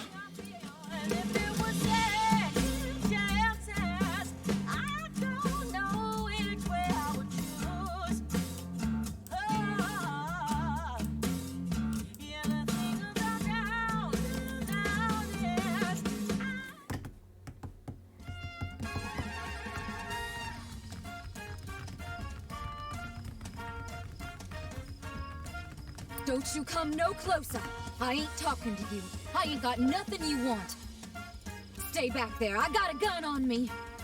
What are you doing here? I ain't took nothing from you. It was all in the cards. We're square. Do you hear what I'm saying?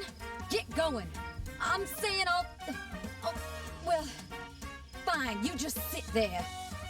You ain't got a gun. Who am I kidding? You're no threat to me. You're so gentle and gullible, I ain't sure you really even exist. It's true, I hustled you good. I ain't apologizing, we ain't going back. But I'll tell you how the game works if you want.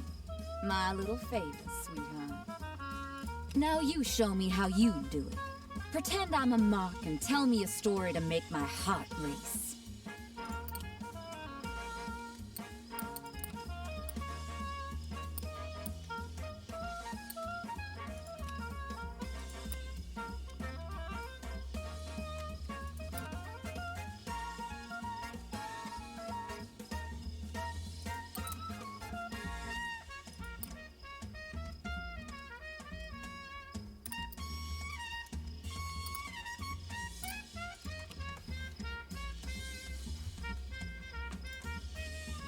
Haha, good one. Exciting enough to keep attention, but true enough to trick a monk. Look, you came to me, not the other way around.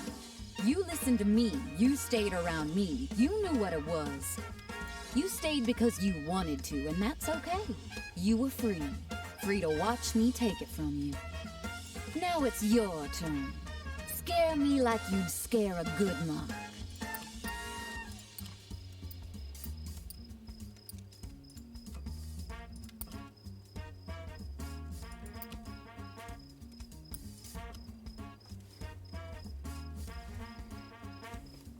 That one ain't bad. When they shiver and shake for you, that's when you know you got 'em. No, you let me have something sweet, something I never had before. You listen, you never interrupted, you never stopped to tell me your life story. You just wanted to sit around with me and talk, and you ain't even try to rob me. What sort of person are you out here in the wild of America with a girl who steals? Now you gotta practice, honey. Tell me the saddest story you can think of. Make me cry if you can.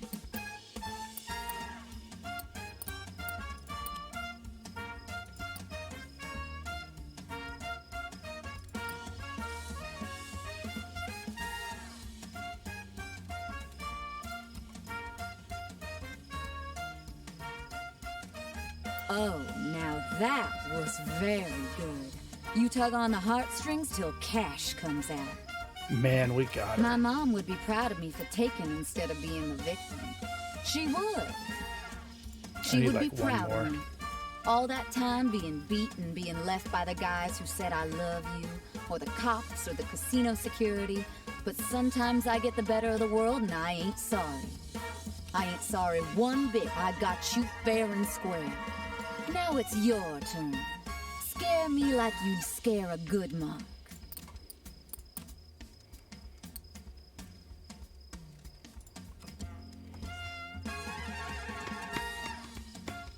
Good one. I think maybe you got the talent for turning the mood, sweetheart. Oh yeah, and what you gonna say to the cops? This little girl robbed you? We were playing cards, sweetheart, and you lost fair and square. And you can't say I cheated, because if you say that, you gotta outline exactly how I did that. And I can see by your face you've no clue. And still, cops would rather arrest you for this injury, see? It's still here in my side. I'll tell them it was you. Now you show me how you do it. Pretend I'm a mark and tell me a story to make my heart race.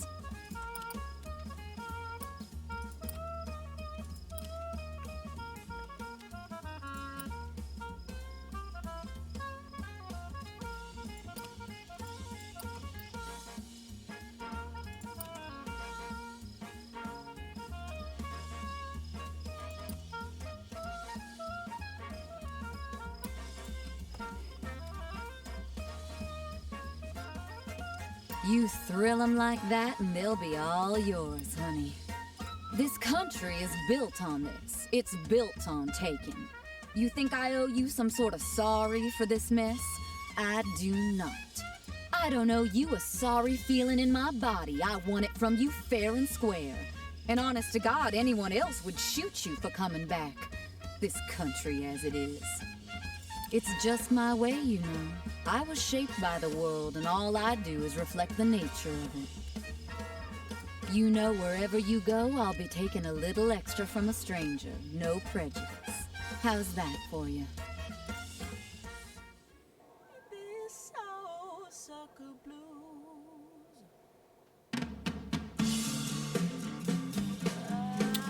I feel like her story isn't really resolved.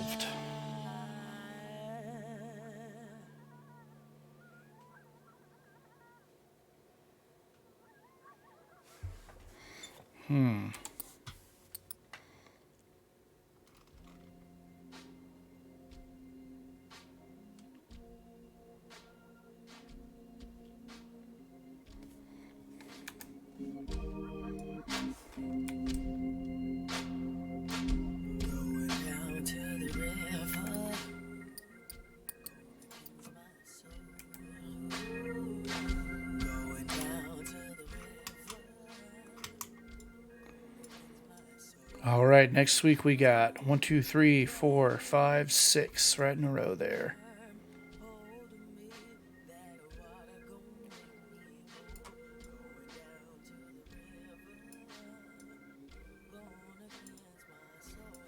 All right, that's where we're gonna leave it for tonight.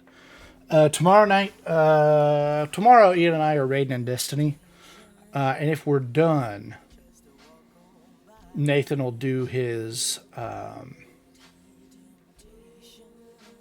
Pokemon thing, but we're gonna probably, especially if we're close with the raid, we're gonna make that our priority, I think.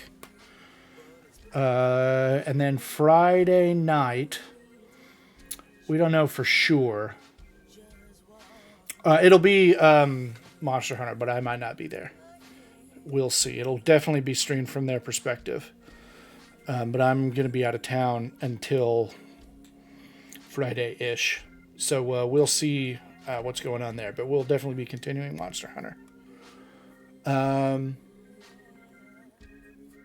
then next Sunday, we got more Gamer Church and probably definitely the finale of Pokemon Coliseum. But that's gonna do it for us for tonight. Be brave enough to be kind.